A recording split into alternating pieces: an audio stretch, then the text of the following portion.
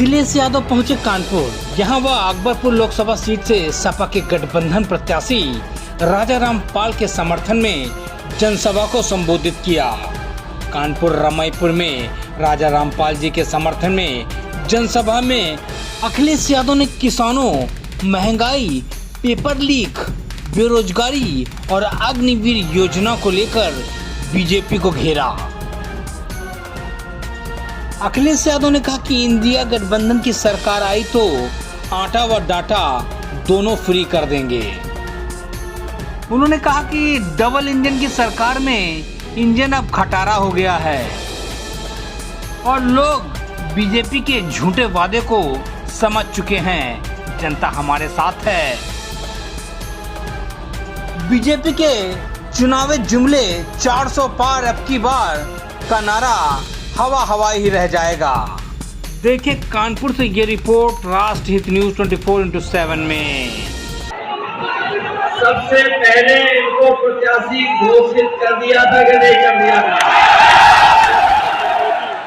और आज मैं जो देख रहा हूँ अपार जन समर्थन, ये जो ट्रेंड छाया है वो तो भरा है ही भरा, लेकिन क्या छाया नहीं है और सरों पे गमछा लगा करके इस दोपहर में गर्मी में जो जन समर्थन दिया है आपने, न केवल यहाँ से राजा रामपाल जी जीत के जा रहे बल्कि रिकॉर्ड मतों से जीत करके जा रहे हैं।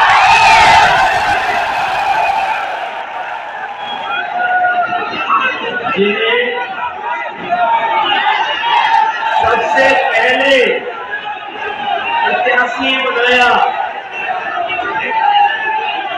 जिन्हें सबसे पहले प्रत्याशी बनाया, अरे बताओ जिताओगे सबसे पहले? ये जोश और उत्साह हम लोग देखते आ रहे हैं।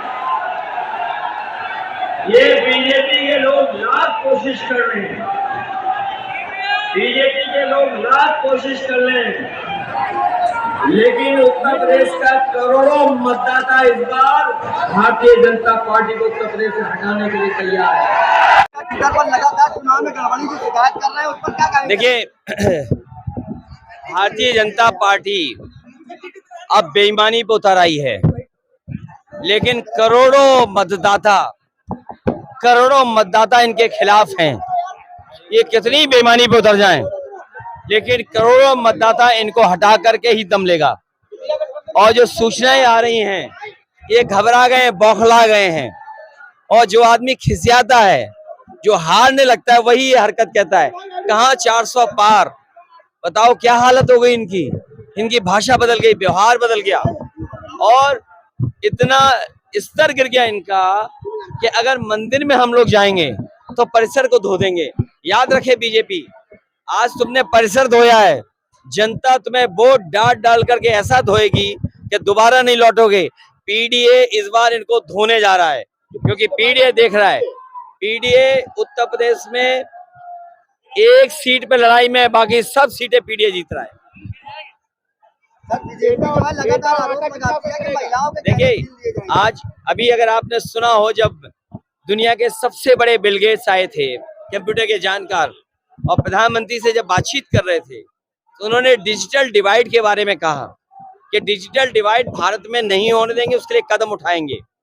मुझे याद है कि समाजवादी पार्टी ने जो आज गाँव आपको केबल और इंटरनेट दिखाई दे रहा है, जियो हो या सरकारी और हो, उसका फैसला अगर किसी ने लिया था तो समाजवादी पार्टी ने। उसके साथ साथ लैपटॉप बांटा था और आज भी लैपटॉप चल रहे होंगे। और आज अमेरिका जैसा देश अपने गरीब बच्चों को कुछ शहरों में लैपटॉप दे रहा है।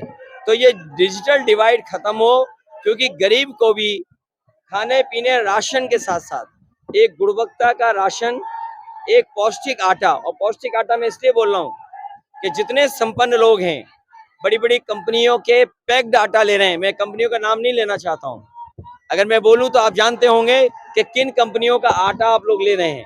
तो गरीब को भी पौष्टिक और गुणवत्ता के साथ पैक्ड आटा और उसके जीवन में बदलाव लाए, उसके लिए डाटा फ्री दे देंगे।